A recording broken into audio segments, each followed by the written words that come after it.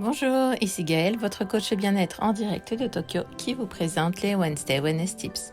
Parce que les gens me demandent souvent des astuces rapides pour se sentir bien, j'ai décidé de les partager avec vous chaque semaine.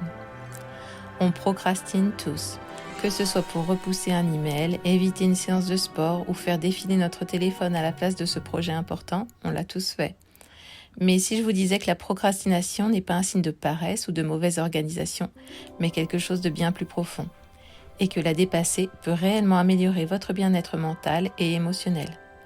Aujourd'hui, parlons de ce qu'est vraiment la procrastination, de son impact sur notre vie et de comment s'en libérer avec douceur. À première vue, la procrastination ressemble à de l'évitement, mais en réalité, c'est souvent lié à nos émotions, pas à notre emploi du temps. Des recherches montrent que la procrastination est une forme de régulation émotionnelle. On ne repousse pas les tâches parce qu'on ne sait pas quoi faire, mais parce qu'elles déclenchent en nous des émotions désagréables. La peur de l'échec, le perfectionnisme, la honte, la pression d'être dépassé ou simplement l'ennui. Alors on évite la tâche pour soulager temporairement notre inconfort. Mais cette solution à court terme finit souvent par créer plus de stress à long terme. Quand on procrastine régulièrement, on entre dans un cercle vicieux. On évite, alors on se culpabilise, alors on se juge sévèrement, alors on se sent encore plus mal et donc on évite de nouveau. Le cycle n'affecte pas seulement notre productivité, il nuit aussi à la santé mentale.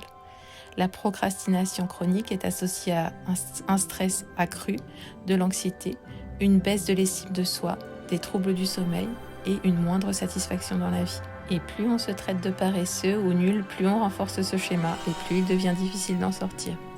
Mais voici la vérité. Procrastiner ne veut pas dire que vous êtes cassé, ça veut dire que votre cerveau essaie, maladroitement, de vous protéger. Et quand on comprend ça, on peut commencer à agir autrement. Alors comment avancer sans se juger ?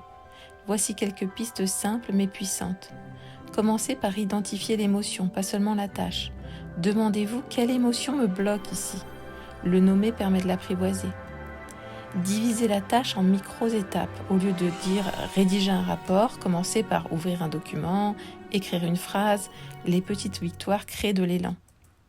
Enlevez la pression. Le perfectionnisme alimente la procrastination. Autorisez-vous un brouillon imparfait. Remplacez l'autocritique par de la bienveillance.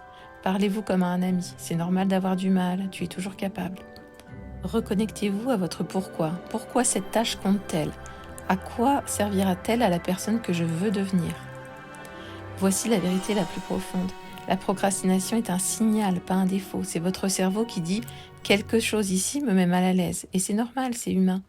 Mais quand vous répondez à ce signal avec curiosité et compassion, au lieu de culpabilité, vous commencez à guérir la partie de vous qui a peur d'agir.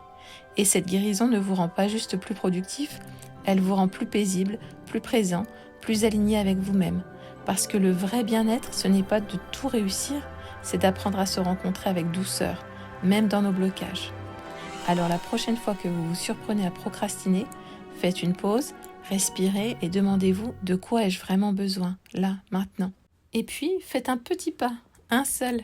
Pas besoin de gravir la montagne aujourd'hui, il suffit de commencer.